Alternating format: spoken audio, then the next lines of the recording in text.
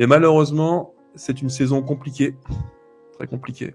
Très, très compliquée. Et je t'avoue que, tu vois, on parle du match, mais autant il y a des fois depuis septembre où j'étais un petit peu en colère, mais là, je suis vraiment triste parce que ouah, c'est vraiment difficile, quoi. Il y a tout qui s'en mêle. Histoire du match, l'arbitrage, c'est vraiment compliqué. Très compliqué. Bah écoute, moi j'ai la même sensation, je suis assommé. J'étais assommé après le match parce que évidemment déçu, mais aussi frustré. Et c'est peut-être le motif d'espoir, c'est que tu vois, je suis frustré de ce résultat parce que je pense qu'on pouvait faire mieux sur ce match-là. Et c'est peut-être ce qui me rend un peu plus optimiste pour la suite. Là où sur les précédents matchs, tu vois, j'étais juste abattu. Ouais, c'est ça. Puis en plus, t'as vu comme moi le match. Quand tu prends l'histoire du match, il y a, honnêtement, à la fin du match, si on gagne ou qu'on fait match nul à minimum, c'est juste mérité, en fait. On aurait dû prendre au moins un point et t'en prends zéro. Il y a eu tellement de matchs depuis septembre où on a été nuls, mais vraiment nuls à chier, on produit rien, euh, des un jeu stéréotypé, très peu d'initiatives. Là, on produit un truc qui est plutôt cohérent. Lens a quand même très très peu d'occasions. On parle d'une équipe qui, quand même, qui est destinée à être en haut du tableau. On est très peu en danger si c'est en seconde mi-temps. Et malgré ça, bah, encore une fois, tu te fais lourder par des erreurs individuelles. Alors le petit O'Brien, c'est compliqué parce qu'il fait un bon match dans l'ensemble. Mais bon, encore une fois, boum, une boulette d'un joueur de l'équipe qui te plombe. Mais c'est pas le seul, hein. Malheureusement, c'est pas le seul, mais ça fait mal. C'est Non, chiant, bon. quoi, de toujours devoir accuser une boulette comme ça. On savait qu'on avait des carences individuelles, ça clairement on n'arrivera pas à les effacer jusqu'à la trêve, mais c'est clair que dans le fil du match, t'es plombé par ces erreurs, t'es également plombé par un arbitrage qui est un peu douteux si on doit être honnête, notamment sur le penalty. Ouais, t'es Euh, gentil. Quand tu dis douteux, j'aurais voilà, pu dire autre chose. je suis resté assez diplomatique, Parce que mais lui aussi, il a été nul à chier, Turpin, et ses acolytes du VAR. Nul à chier. pas la première fois malheureusement Non, malheureusement. bon après on y reviendra, mais c'est vrai que l'attitude aussi des joueurs sur le péno, je pense que même si il y a péno, tu dois aller le faire par principe, parce que peut-être il y a une chance que à la VAR il y a un hors-jeu, que tu puisses voir une Bah petite ouais. faute, Ouais. quoi que ce soit. Donc ça doit être vraiment automatique quoi. Donc quand même Ils assez ont subi. Ouais, ils ont subi. T'as raison. Moi, je revois l'image d'Alvero qui ne râle pas, qui subit le truc, qui accepte le sort qu'on lui inflige, quoi. Penalty, en plus, il y a rien.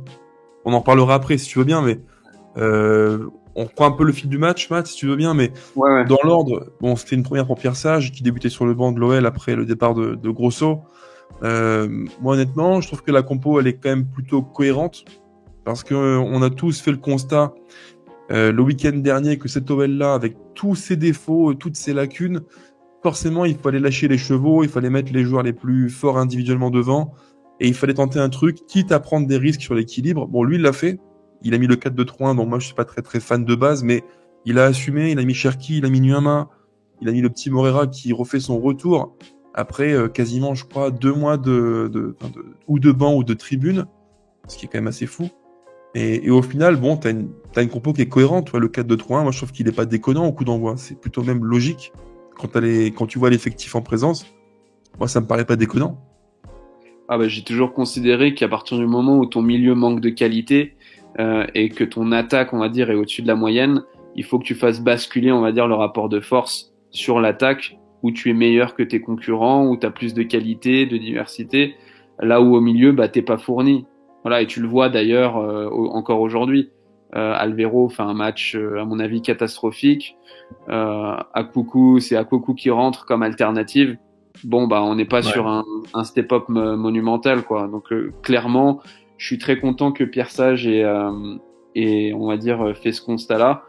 Euh, on pouvait avoir peur du déséquilibre. Malgré tout, je trouve que dans son 4-2-3-1, la ligne de pressing était globalement, on va dire, médiane, pas trop haut. Donc, il n'a pas laissé tant d'espace que ça. Ouais, c'est vrai, je te suis là-dessus. D'ailleurs, on avait une discussion en privé il y a quelques temps de ça sur le 4-2-3-1 avec Cherki en 10. Moi, j'ai Ouais. toujours été ultra sceptique sur le 4-2-3-1 avec Cherki parce que je trouve qu'il a pas le coffre pour faire les efforts défensifs. Mais là, sur ce match-là, je te rejoins, il y a eu une forme d'équilibre parce que, à mon sens, Cherki n'a pas tout le temps été ultra haut. Parfois, il est revenu assez bas pour, comment dire, maîtriser le tempo, ralentir le jeu, créer le décalage. Je l'ai trouvé assez, comment dire, plus proche d'Alvero et de Cacré que par le passé où il était vraiment assez haut, cantonné à un rôle de 10 qui ne faisait que créer le jeu, entre guillemets. Là, je trouvais qu'il était plus dans les efforts et un peu plus bas que d'habitude parfois, et c'est intéressant. Il y avait un petit côté, alors, toute mesure gardée, évidemment, mais il y avait un petit côté, tu vois, Griezmann en équipe de France, ce côté à la fois proche du buteur, mais en même temps qui vient reculer, qui peut rendre le ballon, distiller, maîtriser le tempo. Il y a un peu de ça, je trouve, chez Cherki ce soir, et c'était assez intéressant. Ouais, en plus de sa qualité technique, je trouve qu'il a été globalement plutôt propre sur le match. Ouais. Il y a une belle passe qui met à Nuama, magnifique, la passe aveugle, où Nuama se retrouve deuxième poteau avec un angle assez fermé vis-à-vis de Samba. Nuama a du mal à armer, mais il fait globalement un match on va dire de bonne facture pour un joueur qui a été alterné sur les dernières semaines. Mais quand tu parles d'attitude défensive, moi j'ai trouvé aussi que les deux ailiers revenaient énormément défendre sur le côté. Donc c'est vraiment, enfin, je pense que ça a beaucoup aidé dans le travail défensif et l'équilibre, notamment parce que il y avait un risque que tu sois pris en supériorité numérique sur les côtés à cause des pistons, de la présence des pistons lensois. Donc Ouais. je trouve que ça a été quand même plutôt bien équilibré. Et je pense qu'il y a un des choix forts de Pierre Sage qu'on doit également discuter, c'est le choix des coups de pied arrêtés de Nuama, qui pour moi a été très très bon. Ouais. Je sais pas ce que t'en as pensé, mais ouais, si, je te rejoins. Bah, je trouve que tous les corners qu'il avait tirés, notamment ceux côté droit, tout le temps dangereux, bien, la bonne zone bien trouvée. Et quand t'as en plus des mecs comme O'Brien ou Lovren dans la surface, ça fait mouche, quoi. C'est dangereux, très dangereux. T'as des mecs assez costauds, puissants et grands. Et pour le coup, Nuama, je trouve qu'il a vraiment une patte gauche sur coup de pied arrêté qui est intéressante. Je te rejoins là-dessus, c'est vraiment intéressant. Il les tire bien. Ça fait un peu contraste avec Cacré qui les tiré depuis fin août. Donc là, on a peut-être un bon tireur de coup de pied arrêté. Tant mieux, c'est bien, c'est une arme en plus. Ça suffira pas, mais c'est une arme en plus. C'est intéressant. C'est intéressant. Ça joue dans des matchs comme ça, tu vois. On met 2 buts, il me semble, sur 2 coups de pied arrêtés. Ouais. Donc, ouais, tout à fait. Ouais. Sur 2 de ses centres. Donc ça a un impact. Et c'est quand même assez, c'est un constat qui est quand même assez sévère du coup pour ses prédécesseurs. C'est-à-dire pourquoi s'obstiner avec Maxence Cacré quand t'as un joueur à côté qui est capable on va dire, de distiller des centres de cette qualité, parce que comme tu l'as dit, il a une belle patte gauche, vraiment. Ouais. Et tu vois, pour revenir au 4-2-3-1 qu'a aligné Pierre Sage, je trouve que dans ce schéma-là, c'est peut-être l'un des 2-3 dispos qui maximise le plus le talent de nos joueurs. Parce que tu vois, quand tu prends Cherki installé comme ça en 10, proche de la casette, mais qui décroche, quand tu prends Nuama côté droit, quand tu vois Cacré comme ça en double pivot, qui est assez intéressant, pour moi, c'est le 4-2-3-1 qui peut-être révèle le plus nos qualités et minimise nos défauts. Ça, c'est intéressant, et je pense que Pierre Sage a trouvé ici une piste qu'il faudra explorer. Parce que le 4-2-3-1 qui assume vraiment le pari de mettre 4 offensifs, avec une forme de déséquilibre un peu tempéré, modéré, c'est intéressant, et j'espère qu'il va le creuser, parce que c'est peut-être une solution. Tu vois, on a souvent, sous Grosso, on s'est plaint parfois de un peu une forme de stérilité, tu vois, peu d'imagination, le côté rigoureux, rigide des principes de jeu. Bah là, t'as eu, je trouve, de la créativité, t'as eu du talent aussi. Ça a pas suffi, on en reparlera aussi après, mais au moins t'as proposé un truc. Et si à la fin du match tu sors gagnant, pour moi il y a pas à pleurer côté Lensois, c'est pas immérité, tu vois. Si on gagne le match, c'est pas immérité. D'ailleurs, je crois qu'en termes d'expected goal, on est à 3. Plus de 3 expected goals, c'est quand même beaucoup. Pour un match à l'extérieur, 3 expected goals, c'est énorme. Mais je crois qu'on s'est créé quand même beaucoup d'occasions nettes, et je crois que c'est quasiment 3 expected goals à 3, mais il faut compter le péno que les Lensois ont dans les expected goals. Ouais. Donc, du coup, au final, oui, tu fais à mon avis en termes d'occasion un match que t'as pas fait depuis le début de la saison. Donc clairement, c'est positif. Je suis content du constat qu'il a fait. J'espère qu'il va stabiliser. Et bon, lui-même l'a dit chez Amazon Prime après le match qu'il voulait stabiliser, on va dire désormais l'effectif. Donc il y a plus qu'à. Il y a évidemment des défaillances individuelles, mais il y est pour rien. Et tu vois, moi, il y a un point aussi qui m'interpelle beaucoup, c'est sur le terrain, l'attitude des joueurs globalement. J'ai trouvé que nos 11 joueurs sur le terrain étaient, comment dire, alors ils n'ont pas changé radicalement d'un week-end à l'autre, c'est pas ce que je veux dire, mais je trouve qu'ils étaient quand même beaucoup plus à l'aise et plus fluides dans les mouvements. Et or, on va pas se mentir, c'est pas en 48 heures de Pierre Sage que tu peux totalement changer comme ça des principes de jeu ou des façons sur le terrain de bouger et de jouer ensemble. C'est pas possible, c'est beaucoup trop court. C'est impossible de pouvoir agir en 48 heures. Mais je trouve que les joueurs ont eu une approche différente du match et ça m'interroge quand même pas mal sur le fait qu'ils aient pu malheureusement lâcher Grosso plus tôt. Tu vois, maintenant j'ai un gros doute. Quand je vois ça, je me dis que le rendu qu'on a vu contre Lille avec Grosso, c'était peut-être pas non plus vraiment le réel niveau de l'OL. Bah, en fait, qu'ils aient lâché Grosso, pour moi, c'est quasiment une certitude quand t'entends les mots de Ryan Cherki ou d'Alex Lacazette à la fin du match. Tu comprends assez rapidement qu'il y avait, on va dire, des frictions avec Fabio et que voilà, il y avait clairement des problèmes dans le vestiaire. Et probablement que ça a dû jouer, effectivement. Mais moi, il y a une deuxième chose, à mon avis, sur ce match-là. Le début de match, on est cohérent, mais on manque de confiance, on rate beaucoup de gestes techniques. Et je pense justement que l'une des clés, de nos occasions et du regain de confiance sur ce match-là, c'est justement la faculté qu'on a eue à être en fait dangereux offensivement. Je pense, tu sais, sur les derniers matchs qu'on a joué, on se créait tellement peu d'occasions qu'au final, t'as l'impression sur les matchs qu'en fait, t'es toujours loin de la victoire. Ouais, Là, je pense qu'en fait, en créant autant d'occasions, tu t'es dit, en fait, on n'est pas si loin que ça. On va en avoir d'autres. C'est peut-être quelque chose qui a dû jouer psychologiquement dans le rapport du match. Mais après, est-ce qu'on vient pas non plus à une base du foot qui est le plaisir? C'est-à-dire que quand tu joues un match de foot et que à 11 sur le terrain, tu ne prends pas de plaisir à jouer, que tu as un plan de jeu qui est un peu trop rigide, que tu es un peu bridé, que tu manques un peu de créativité, est-ce qu'on n'a pas atteint avec Grosso aussi une limite? Tu vois, à ce niveau-là, moi je pense que malheureusement, Fabio s'est un peu, je dirais, enfermé dans des principes de jeu trop restrictifs avec le goût de l'effort, chacun à son poste, verticalité. Et là, contre Lens, j'ai revu, tu vois, ce côté un peu créatif, la touche créative des joueurs qui prennent plaisir à combiner entre eux. C'est peut-être ça aussi la clé du maintien de l'OL. Ça passera peut-être par le jeu. Et je pense que l'OL doit assumer, tu vois, jusqu'au bout ce côté joueur qu'on a depuis très longtemps. Et on ne pourra pas se maintenir si on joue un foot, tu vois, très rudimentaire, un peu austère. En fait, tu dois assumer en fait les forces que tu as dans l'équipe. Je pense que t'as pas les joueurs pour avoir un système, on va dire défensif. T'as pas les joueurs pour jouer à 3 au milieu. Donc, par défaut, j'allais dire, tu dois jouer avec les 4 offensifs parce que c'est là où t'as, on va dire, le plus de joueurs au-dessus de la moyenne qui seront peut-être dans certains matchs, déséquilibrés. On prendra peut-être probablement à chaque match, un ou deux buts, mais tu auras les occasions pour en mettre toi également 2, 3, comme ça a été le cas ce soir. Donc, je suis totalement d'accord avec toi. Faut assumer cette position-là et j'espère que Pierre Sage va le faire. Des matchs comme ça contre Lens où tu te produis, tu crées quand même, on va dire, allez, 4 occasions nettes, 4-5 occasions nettes. Il y a bien un moment, ça va payer, quoi. On ne pourra pas tout le temps perdre des matchs comme ça, 3-2 avec une bourde d'un joueur, une erreur d'arbitrage. Il y a un moment, ça va tourner, c'est obligé. Parce que là, on a produit un contenu quand même qui n'est pas celui d'un relégable. Loin de là d'ailleurs, pas du tout. Moi, j'ai vu une équipe qui avait un niveau plutôt correct et franchement, pas à l'échelle de la Ligue 1, pas déconnant ce soir.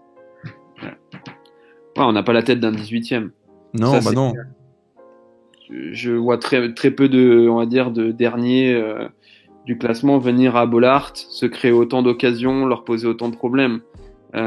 T'es clairement, on va dire, en dessous tu sous-performes clairement. Donc désormais, l'idée c'est de stabiliser ça, de prendre confiance, comme l'a dit Pierre Sage, et de réitérer ce genre de performance. C'est ça qui va être la clé de notre maintien, c'est d'être capable d'être constant dans nos performances aussi. Ouais. Et tu vois, pour finir là-dessus, moi j'apprécie aussi nos joueurs qui n'ont pas baissé les bras. Parce que malgré tout, quand tu te fais monter un partout, moi dans ma tête, inconsciemment, je me suis dit, bon allez, un partout, c'est le début de la fin. Tu vois, je me suis dit, c'est bon, on va couler. L'effet psychologique, tu vois, la peur du vide, ça va revenir. Malgré tout, tu encaisses le 2-1, c'est sûr. Tu reviens à 2-2. Et je me suis dit, bon, il y a une réaction. Les joueurs ne baissent pas les bras, il y a une réaction. Et j'ai senti un collectif qui était quand même pas, franchement, pas défaitiste, tu vois, pas les bras baissés, même en étant mené. Je me suis pas dit, c'est perdu.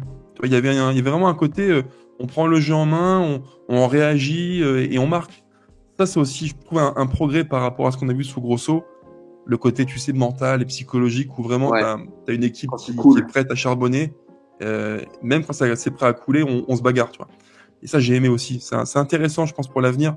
En fait, ce match-là, au final, même si on perd, et c'est en ça que le foot parfois est un peu dingue, c'est que t'as plein de motifs qui te font croire que si on continue comme ça passera parce que il y a trop de, comment dire, de qualité à l'instant T pour qu'on perde à chaque fois les matchs. C'est quasiment impossible. On pourra pas tout le temps avoir une défaite cruelle, un truc absolument injuste. Forcément, ça va tourner, c'est obligé. Si tu maintiens ce niveau-là, c'est toute la question, mais si tu arrives à le faire, pour moi, je vois pas comment tu peux rester à cette place ou ne pas gagner plusieurs matchs. Alors après, sur le calendrier de fin de saison, fin de première partie, tu dois jouer encore Marseille et Monaco, donc c'est quand même deux gros morceaux. Mais sur les 4 matchs à venir, j'ose espérer que tu puisses faire à minima 6 points, 7 points pour, on va dire, te mettre dans une situation où, deuxième partie de saison, si ça va un peu mieux, tu peux sortir de la zone. Ouais, et là, je pense qu'on est tous vraiment dégoûtés parce que dans le contenu, honnêtement, ça méritait bien mieux qu'une défaite, mais vraiment mieux. Autant il y a des matchs où on s'est dit, il y a rien, c'est le néant, et tu perds, et c'est juste logique. Tu vois, contre Lille, à la fin du match, contre Lille, quand j'ai fait le débrief sur YouTube, honnêtement, je me suis dit, bah ouais, ok, il y a un monde d'écart. Techniquement, on était largement largué. Le 2-0, il est sec, net, sans bavure, et il est juste mérité. Là, le 3-2, honnêtement, je trouve qu'il est sévère, très sévère. Et pour tout te dire, j'ai parlé avec un copain qui était présent à Bollaert ce soir par message, un copain journaliste, et il me disait, Mika, franchement, l'OL, c'est sévère pour vous. Vous méritiez mieux que ça. Donc, tu vois, l'impression globale, je pense qu'elle est positive. Il y a encore du boulot, ça c'est clair, on va pas se cacher, tout n'est pas parfait, il y a des erreurs individuelles qui te plombent. Il faudra corriger le tir à ce niveau-là. Mais par contre, dans l'ensemble du match, je trouve qu'il y a des points qui sont encourageants. Et j'ai espoir, même si on est très mal placé, que ça tourne. Petite parenthèse sur l'arbitrage, Matt, je sais pas ce que tu en penses, mais moi, honnêtement, ce soir, et c'est rare que je le fasse, je tiens à le dire, je ne suis pas de ceux qui tapent sur l'arbitrage constamment et qui en font un prétexte à tout et rien. Moi, sincèrement, Clément Turpin, il y a un paquet de fois où, quand je le vois arbitrer en Ligue 1 et en Ligue des Champions, en Coupe d'Europe, je trouve qu'il est nul. Mais alors, ce soir, c'est le pompon. Parce que tu vois, le penalty, bon, tout le monde l'a compris, il n'y a pas penalty, d'accord. Turpin et les gens du VAR ont inventé un penalty où l'attaquant écrase le pied du défenseur et ça fait faute. Ça, c'est une nouveauté, c'est propre à la Ligue 1. Mais surtout, il y a des fautes du côté lensois qui n'ont jamais été sanctionnées. Tu vois, les cartons jaunes sont arrivés tardivement dans le match. Clément Turpin n'a pas aidé le jeu. Au contraire, il a cautionné l'anti-jeu. Et moi, ça me dérange beaucoup. Pour moi, il a pas été bon et c'est rare que je le dise, mais il fallait que j'en parle. Non, mais on est obligé d'en parler parce que c'est un moment clé du match. Il y a un partout, t'es en début de deuxième période et tu prends un péno sorti de nulle part. Alors après, sur le coup, il se fasse avoir et pense qu'il est péno, ça, il y a pas de souci. Moi aussi, quand je le vois à vitesse réelle, j'ai l'impression qu'il y a péno. Mais maintenant, l'erreur, c'est de ne pas regarder à la VAR ou que les mecs à la VAR lui disent pas, y a pas faute. Ça, c'est gravissime. C'est incompréhensible. C'est incompréhensible. C'est faute grave parce qu'en plus, tu peux pas dire, il y a discussion. Il y a pas de discussion. Le péno, il y a pas péno. Donc, en fait, c'est juste, tu constates juste l'incompétence des gens à la VAR. C'est tout. Mais attends, c'est même pire que ça, Matt, parce que là, sur l'action du penalty, qu'est-ce qui justifie qu'ils le maintiennent dans le camion VAR? Parce qu'on voit clairement que Alvaro se fait écraser le pied par le Lensois. Donc, quel est le motif? Pour quelle raison on maintient le penalty? Moi, je m'interroge, tu vois, je suis pragmatique. Quel est le motif qui fait qu'on valide le penalty? Bah écoute, je sais pas, et d'ailleurs ça me dérange qu'il y ait personne à la fin du match, maintenant qu'on a un directeur sportif Qui notamment, s'explique. et Ouais. qui s'explique ou qui aille demander des explications. Ouais, Où est John tout à fait. Textor qui criait corruption contre Palmeiras pour Ouais, Botafogo ouais, moi j'aimerais bien ce soir c'est corruption vrai. ce soir C'est John. vrai. T'as raison. Donc Mais il donc est à Rio, là. Il est occupé. ah ouais, mais bon. On peut pas tout faire, matin. Lyon, Rio, c'est compliqué, tu vois. Non, mais voilà, on devait, là, ce soir, c'est le soir pour balancer corruption, red card. Tu dois incendier l'arbitre ce soir, John. Non, c'est gravissime. À vitesse réelle, tu peux dire oui, penalty. Moi, je pensais aussi, tu vois. Mais à la vidéo, les gars du VAR, je sais pas ce qu'ils font. Soit ils sont miro, soit ils sont totalement arbitraires. Il y a un problème. Il y a un truc qui n'est pas clair. Moi, Mais pour non, moi, il n'y a pas penalty, c'est évident. Et dire, celui qui me dit qu'il y a penalty, bah, faut qu'il m'explique pourquoi. Faut qu'il me justifie mais non, pourquoi il mais y a penalty. ils doivent rendre des comptes. Je suis désolé. C'est pour ça. Il y a personne pour les interpeller. Là, à la fin du match, il doit y avoir quelqu'un de l'OL, quelqu'un à l'arbitrage, qui vient et qui dit, voilà pourquoi on a sifflé le péno. Enfin voilà, c'était la parenthèse arbitrage, il fallait qu'on la fasse parce que pour le coup, c'est vraiment pénalisant, quoi. Alors c'est pas ça qui fait la défaite, loin de là, mais je pense que ce soir, ça y a beaucoup contribué, malgré Dans un tout. match comme ça, évidemment, ça a un Ouais. impact.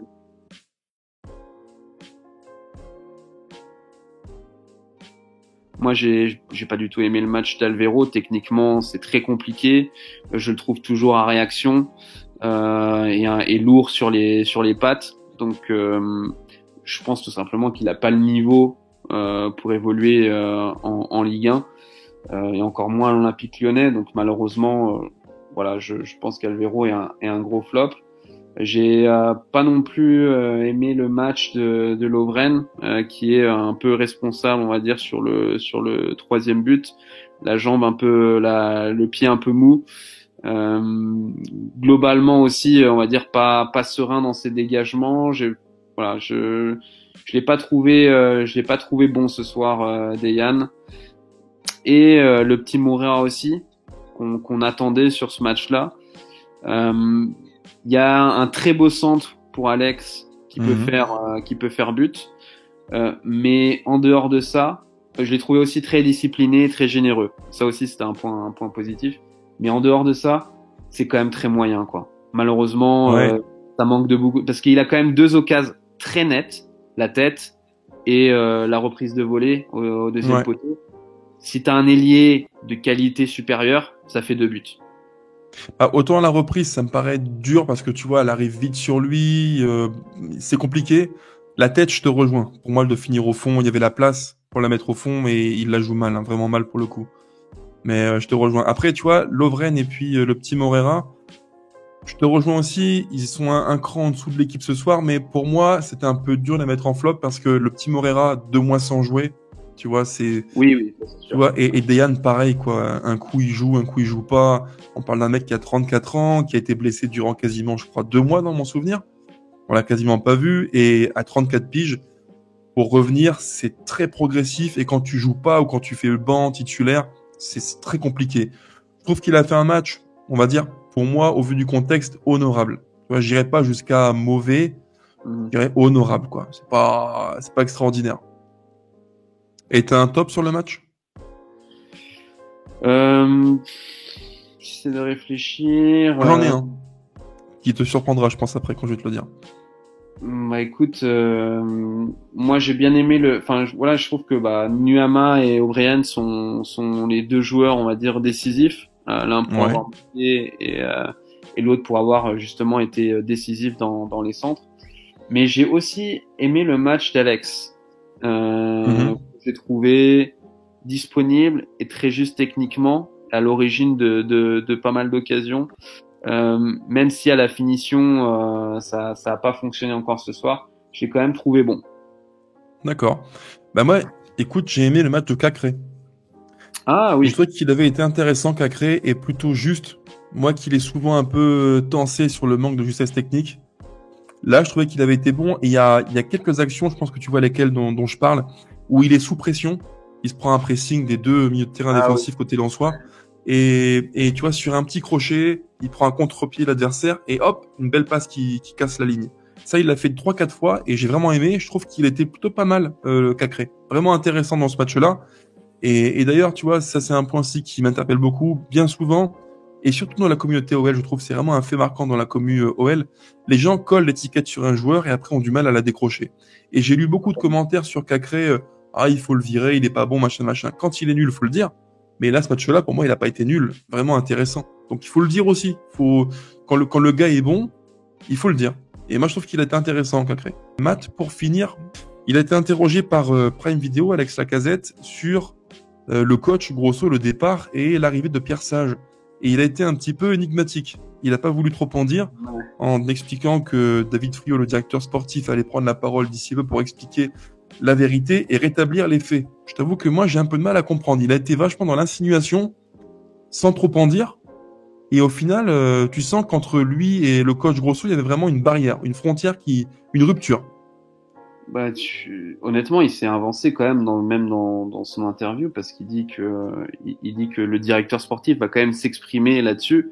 Donc ça veut dire qu'il s'est passé quelque chose, que la rupture était quand même importante pour qu'il y ait une mise au point qui soit fait sur ce dossier-là. Et puis tu entends Cherki, je crois, c'est à la mi-temps, qui dit que le coach leur laisse plus de liberté. Vraiment, tu comprends assez rapidement qu'il y a un problème. Que Grosso avec les cadres, bah, c'était compliqué. Maintenant, de quoi veut parler Alex Lacazette? Honnêtement, j'ai aucune idée de ce qui a pu se passer et qui pourrait être clarifié à nos yeux. Je sais pas si l'épisode de la chasse aux taupes a peut-être donné lieu à des conflits on va dire importants, peut-être dans le vestiaire ou entre certains joueurs. Mais bon, Alex Lacazette, je pense pas qu'il fasse une saison, on va dire, exemplaire pour, on va dire, rejeter tous les mots sur le dos, que ça soit de Fabio Grosso ou de Laurent Blanc ou même de Peter Bosz avant lui. Alex Lacazette, il est loin d'être exemplaire cette saison-là. Mais en tout cas, il avait l'air vachement touché par les propos de la presse. Dans ce qu'il a dit, quand il dit que la version publiée par la presse n'est pas la bonne et que ce qui se raconte ne correspond pas à la réalité et que bientôt le Friot parlera pour rétablir les choses, tu sens quand même qu'il est touché, quoi. Je pense qu'il y a un truc qui s'est produit dans le vestiaire avec Grosso qui n'a pas du tout plu. Et d'ailleurs, c'est Chris qui en a parlé chez Amazon Prime à la mi-temps ou à la fin du match. J'ai un petit doute. Et Chris a dit que Grosso avait perdu son vestiaire. Il était catégorique, il a dit Fabio a perdu son vestiaire, il s'est mis à dos les cadres. Donc à mon avis, il y a des choses qu'on ne sait pas et qui ont peut-être fuité dans la presse d'ici peu, mais j'ai l'impression que vraiment, il y a eu un malaise assez profond entre un coach qui a voulu peut-être trop marquer son territoire, trop rigide, et des joueurs cadres qui ont un statut et qui, à 32-33 ans, estiment que il faut respecter le statut. Bon, le match de Marseille arrive vite, donc on espère que il servira de match référence cette fois-ci et qu'on pourra fêter une belle victoire mercredi soir. Écoute, j'espère aussi. Et d'ici là, quasiment les 3 points obligatoires, Matt. C'est malheureux à dire, mais on est quasiment contraint de prendre les points au Vélodrome. Je dirais au moins 1 point. Au moins 3, ça va être difficile, mais au moins 1 pour la confiance, pour la dynamique, c'est important.